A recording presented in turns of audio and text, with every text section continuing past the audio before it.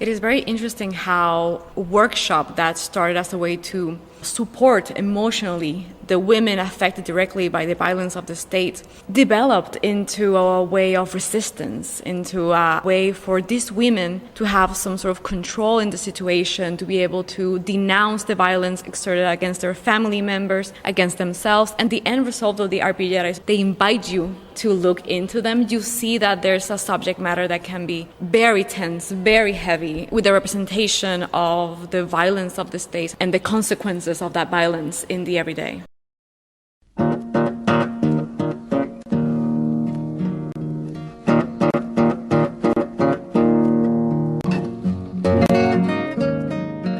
When the women showed up in the basement room, they were in pain. If they'd been grieving, that would have been something. When you lose a loved one to death, at least you know it's over and they're gone. But these women were feeling the wholly unique despair that comes with not knowing what happened to their husband, brother, or son. So when they were handed scraps of cloth and thread, told to make something, they couldn't help but pour their pain into their creations. And in the process, they were allowed to feel, to talk about their pain, and to break the silence that had fallen over an entire country out of fear. How did hand-sewn crafts help desperate women fight back against a dictatorship? How did communal creative groups empower one another? And what can we learn from the Arpilleras from Chile about how to make art as resistance today and tomorrow?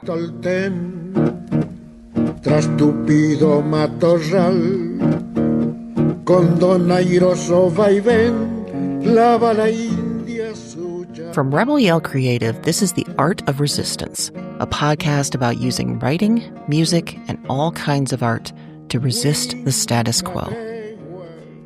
I'm your host and producer, Amy Lee Lillard, and I'm an author, a podcaster, and middle-aged queer autistic weirdo who's been obsessing over artists who resisted since I was a kid. And today, I'm looking to make all the dangerous art and help others do the same.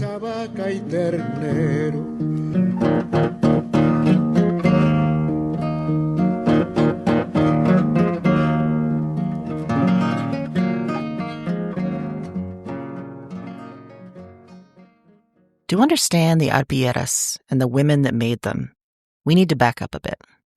And we need to look at a political environment and situation that increasingly sounds familiar.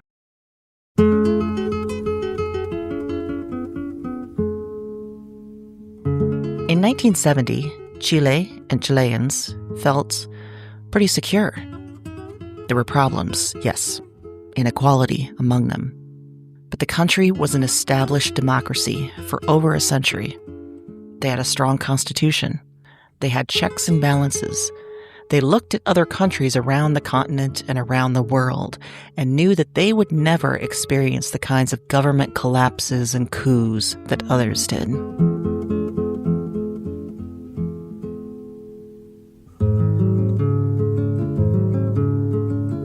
That year, Salvador Allende won the presidency as a socialist. He was the first freely elected socialist in history around the world, and he was supported in Chile by students, laborers, and common people. He ran on a campaign of empowering those people, saying too much money was going to the ultra-rich, the out-of-touch business leaders, and foreign countries. And that kind of talk, that's a massive threat to the powers that be. The rich, the business leaders, the Americans, everyone was on high alert. The Nixon administration and the CIA, just like it did in other countries verging on socialism, intervened. They cut off funds to Chile. They stopped providing the mechanical parts that drove major Chilean industries. So things started to go very wrong. There were food shortages. Money was destabilized. All of it impacting not just the common people, but the middle class and the upper class. So quickly, the country divided. Those who supported Allende and those who wanted a return to the status quo. Families screamed at one another. Friends broke off contact. And the military, which was extremely anti-Allende and right-wing, plotted. On September 11th, 1973, the army attacked the capital city of Santiago. There were tanks in the streets. Planes flew over the city and bombed the presidential palace, La Moneda. Allende spoke his last words via radio as he waited for the army to enter the palace.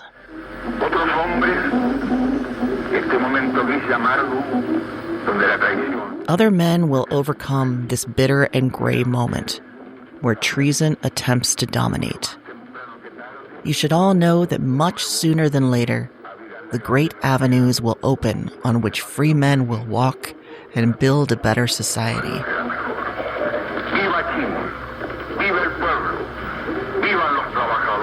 Long live Chile, long live the people, long live the workers.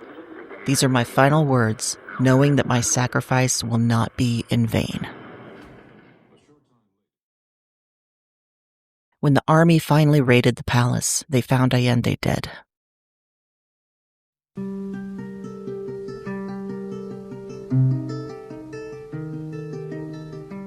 Four military leaders emerged as a ruling junta. The idea, they said, was they would rule together, each taking different areas. And they promised they were going to right the ship. They would get things back to normal. Of course, the military would need to rule for several years, they said, maybe even a decade. But don't worry, we're going to stick to law, we're going to stick to everything that you know. We're definitely not seeking retribution. And quickly, everything they promised was proven a lie. El junco de la ribera y el doble junco del agua. En el país de un estanque donde el día se mojaba. Augusto Pinochet, who had been the head of the military under Allende, maneuvered his way into leading the junta and the country. In their first acts, they closed down Congress. They shut down or censored all media, only allowing state media to continue. They outlawed political parties and labor unions. They declared the entire country an emergency war zone, meaning the military had control over all civilian activities. They established the DINA, or secret police, who had full reign in catching, quote, spies and agitators. And then there was the revenge. Labor leaders, activists, artists, and even just Allende supporters, the military rounded them up. Thousands and thousands of them, held in soccer stadiums and later detention centers. Stories would come from those places later, stories of torture and rape. And many years later, they would find mass graves. A month after the coup, Pinochet declared they were purifying the country with a moral cleansing. And how long would that take? Well, you can't put a time on that. This is Pinochet in 1973 with a translator. As far as politics are concerned, Chile will have to continue being what it has always been, a democratic, freedom-loving country, with freedom to worship, to think, to work. Not a normal democracy. It must be strong. From that moment on, there were two Chiles. One was the world of the conservatives, the business community, the rich, and the middle class trying to be rich. For them, life went pretty much back to normal. It was better even. They could get what they needed from stores. They could send their kids to school. They could read gossip magazines. When they would occasionally hear stories about raids, arrests, torture, murder, they didn't believe them. As the years went on and the new economy designed by free market leaders brought luxury and malls to the country, This Chile, they thrived. Then there was the other Chile. The world of the poor, the political, and the supporters of human rights. And it's worth noting, people with darker skin, with mixed indigenous race. For these people, life would never be the same. Universities and public schools were taken over by the military and ideologically purged. Unions and political parties were outlawed, so they had no right to speak up. And those economic policies killed entire industries, drove unemployment to insane levels, and created more desperately poor people. And in this Chile, there was suddenly a massive group of people who were just gone. By the end of October 1973, just 6 weeks after the coup, some 7,000 people were already missing. The very poor were hit very hard. Entire communities of men were just gone, and the women were left behind. Many of these women witnessed their loved one disappearing. It would usually go something like this. The DINA or local forces would show up at their door. They would not identify themselves. They asked for the son or husband. And when they took them away, the DINA would say, "Don't worry, señora. He'll be back by midnight." Then that person would just be gone. The women searched, first the neighborhoods, then local police stations, army barracks, their parish churches, and then the new detention centers. It became an exercise in madness, because the women would go to a detention center like Tres Alamos, Via Grimaldi, Londres 38. They would ask the guards if their husband, their brother, their son was there. A guard would say, "Oh, he left the country." Or a guard would say, "Oh, he left you for another woman." Or a guard would say, "Oh yeah, he's here. Let me go get him." "Oh, wait, no, that person doesn't exist." Every day the women would try again, searching endlessly. On a national level, when asked about the people who were detained and then disappeared or killed, the government would deny. Or they would blame the radical left. And the courts, if and when cases would come their way of disappearances and murder, the judges fell in line with Pinochet. Many were Pinochet supporters, including the Supreme Court. "That's not real," the judges would say. "No one just disappears." And the women, no one was helping them, except for the church. Especially La Vicaria de Solidaridad in Santiago, which housed a group of lawyers and social workers collecting information on all of the missing people and the abuses of the regime.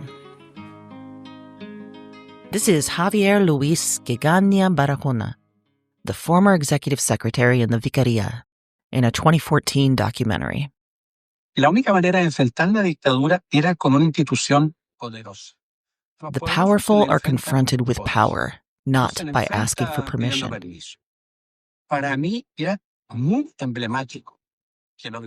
For me, it was very symbolic that the organization defending human rights occupied the suburban palace in the heart of the city and did so openly and in full view of everyone who wanted to see it. La Vicaria committed to finding work for people at minimum wage. They especially wanted to help the women, the ones searching for their desaparecidos, the disappeared. This is Winnie Lira, the former director, in a 2014 interview. One day, a designer, along with a psychologist and several other professionals, said, "Why don't we try to get this growing group of women to do something where they can also express their anxieties?" They came up with the idea of bringing in a bunch of fabric scraps to see if cutting and sewing, making designs, could be a way to help them. The first ones were made with the sacks left over from the flour that Caritas International sent to Chile. These sacks were cut into pieces, and the women started sewing these fabric scraps onto them.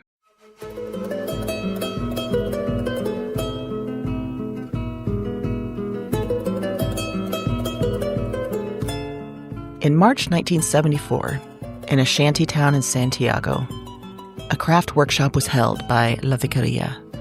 14 women came. And in the basement of that church, they were given fragments of cloth, bits of yarn, and scrap. The women could use them to sew dolls they could sell or make scenes of daily life, the things they saw and felt. This is Winnie again. Pusieron todo lo que ella. They put everything, absolutely everything, into it. Everything they could imagine about where their loved one was. Some even depicted themselves giving their loved one a hug. There were, I would say, every scene one could imagine of someone suffering the loss of a very, very, very dear person.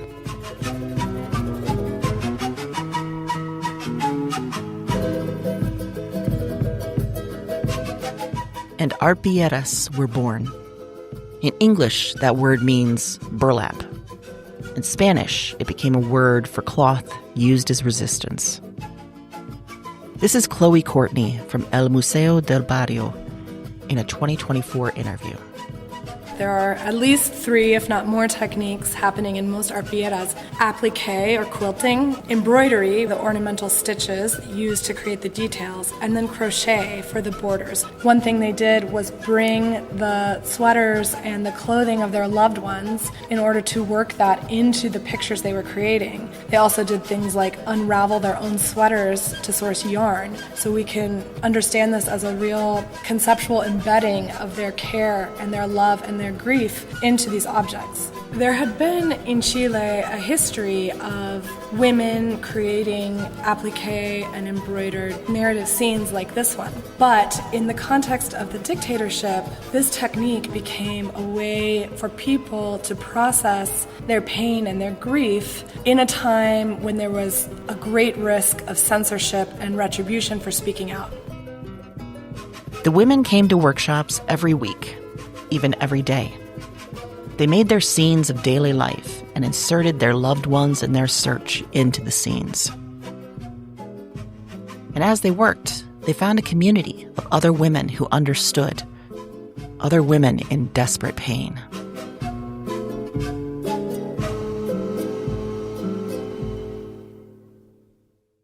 Many women had not ventured much out of the house before, and now they traded stories. They counseled one another on how best to search for their loved one. They expressed their frustration and rage. They learned. More material came from appealing to places abroad, and then the arpilleras were wanted around the world. The Pinochet leadership and the whole crew, they were all about returning to some mythical kind of status quo, some traditional society that probably never existed. And that was one of extreme machismo. The administration saw their threats as only men. Women were just supposed to be in the home and be quiet, to take it. And crafts, that's pointless domestic labor with no value in their world. So the women, they made their arpilleras, and as they crafted and talked, they hatched ideas to do more. Soon, they were marching to the Supreme Court, wearing pictures of their loved ones, demanding the courts stop lying and find the desaparecidos. The women held hunger strikes. They chained themselves to fences outside Pinochet's house. They went to one of the most notorious prisons, Londres 38, and wrote in red paint the names of 119 prisoners women knew had been there, tortured and killed. Always, always, in their arpilleras and on their bodies, they put pictures of their missing. ¿Dónde está? Each one asked. Where are they? This is a woman named Estela Ortiz, whose father disappeared in 1973 and whose husband was assassinated in 1985.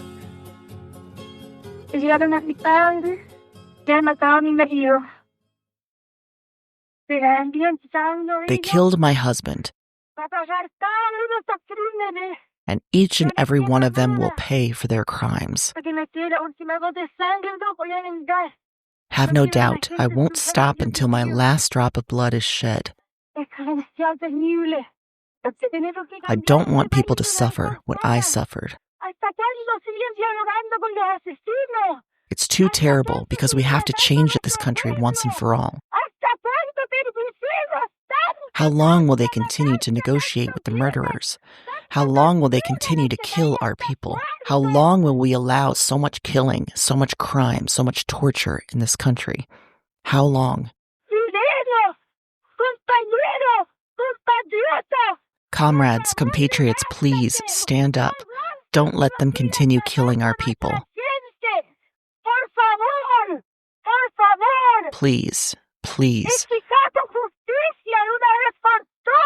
We need justice once and for all.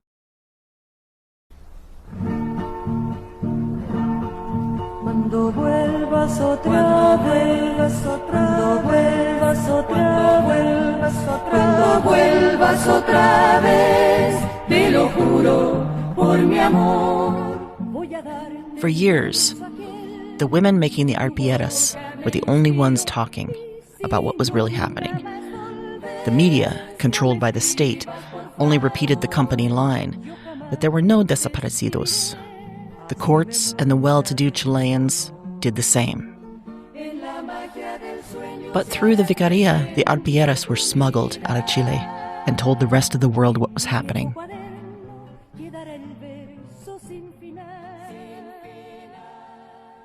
In 1988, Pinochet, convinced, like all despots, that the people loved him, held a referendum on if military rule should continue.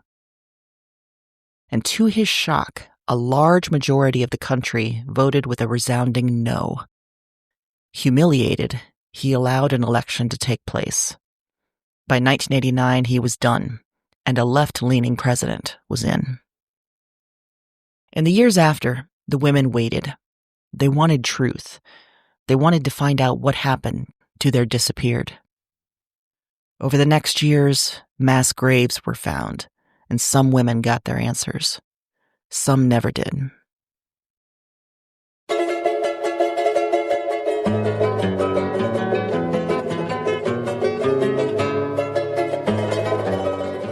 As I researched this episode, I found some pretty surprising and alarming similarities to the last decades of American history.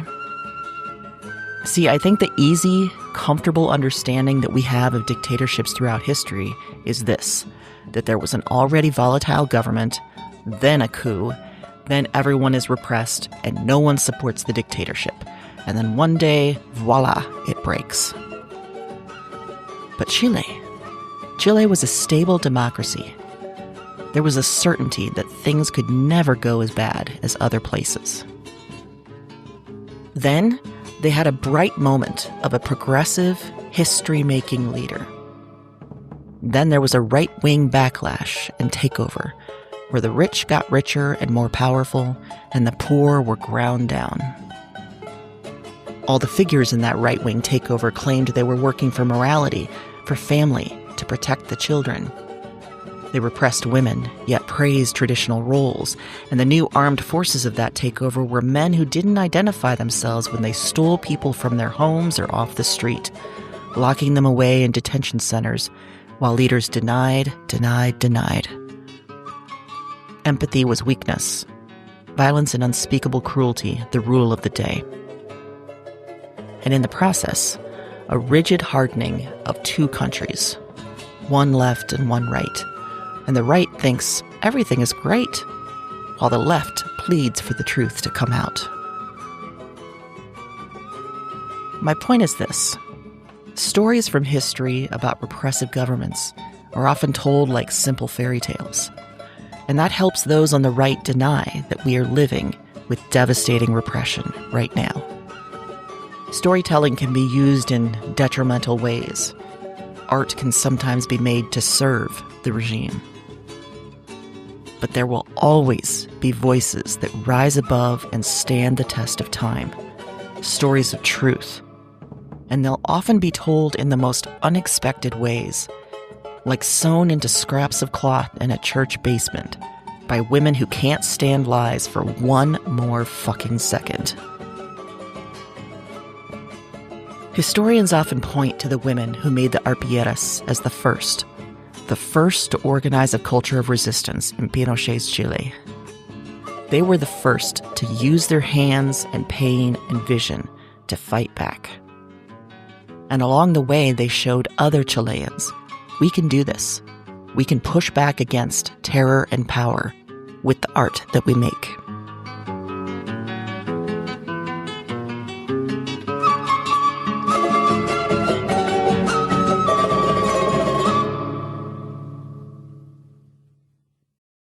So with the story of the Arpilleras in mind, what do we do from here?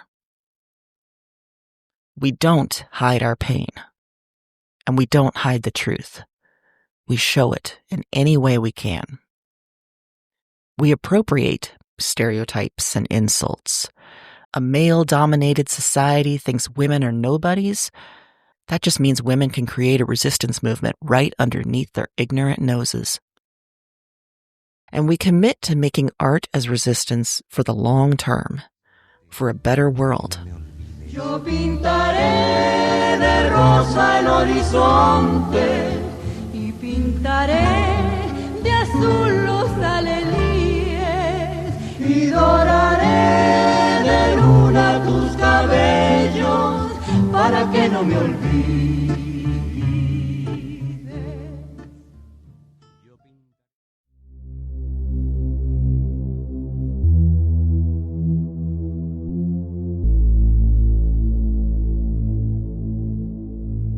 The Art of Resistance is a podcast from Rebel Yell Creative.